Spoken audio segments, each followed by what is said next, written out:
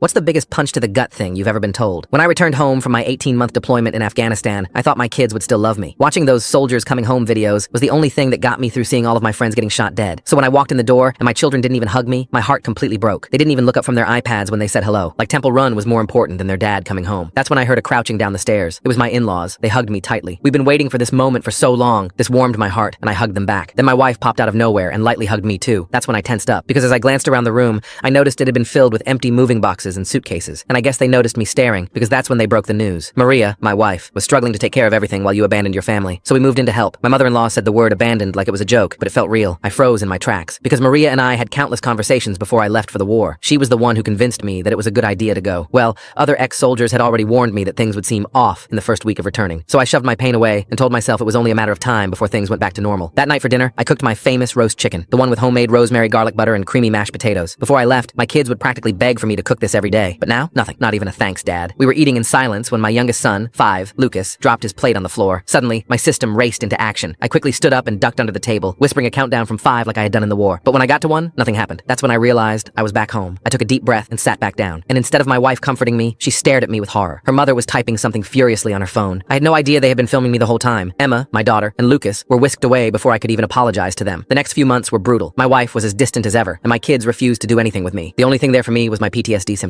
And one day, I woke up to a knock at the door. It was a caseworker. "Mr. Hanley, I'm from Child Protective Services. We've received concerning reports about erratic behavior around your children." She then showed me something that still makes my skin crawl. Right there on her phone was a video compilation of my PTSD flashbacks, completely taken out of context. I had been framed to look unpredictable and show evidence of violence. I gripped onto the door frame to stop myself from collapsing. That's when my wife appeared behind me. I thought she was going to defend me, but no. "I think it's best if you stay somewhere else for a while, for the children's safety." Her parents flanked her like bodyguards, my MIL still filming on her phone. I knew if I didn't leave right then and there, it would provide more evidence of being a bad father. So I left my own home with nothing but a trash bag of my dirty clothes and a phone charger. I'd only kept 20% of what I earned from being a soldier, with the rest going to my family. But there were only $3.05 sitting in my bank account. I texted Maria, and she responded instantly. "Investment opportunities? Your parents needed it more than we did." I stared at my phone, tears blurring my vision. My days became filled with depression naps in my truck, showering at the gym, and eating free food from the local church. I was sitting in a Taco Bell when I saw Jake. We'd served together, survived an ambush together. Now he's a lawyer. "Brother, what the hell happened to you?" When I told him everything, his jaw clenched. "Those videos, were they recording you without consent?" When I nodded, he smirked. "You know that's illegal in this state." And for the first time since I was deployed, I smiled back. Jake worked for free, fueled by pure rage. And after just a day, he found something that changed everything. I deleted a folder on my iPad, one that was still connected to Maria's iCloud account. What I saw made my stomach churn. Video after video of Maria coaching the kids, training them to ignore me when I was around. "Remember, if anyone asks, you don't feel safe with Daddy," she said casually, as if she was talking about the weather. And in the background of all of the videos was a man I recognized instantly, her CrossFit gym friend, the one I had always seen checking her out, now rubbing her shoulders while she taught our children to lie about me. That's when I knew I needed full custody. Full story on the channel, link below.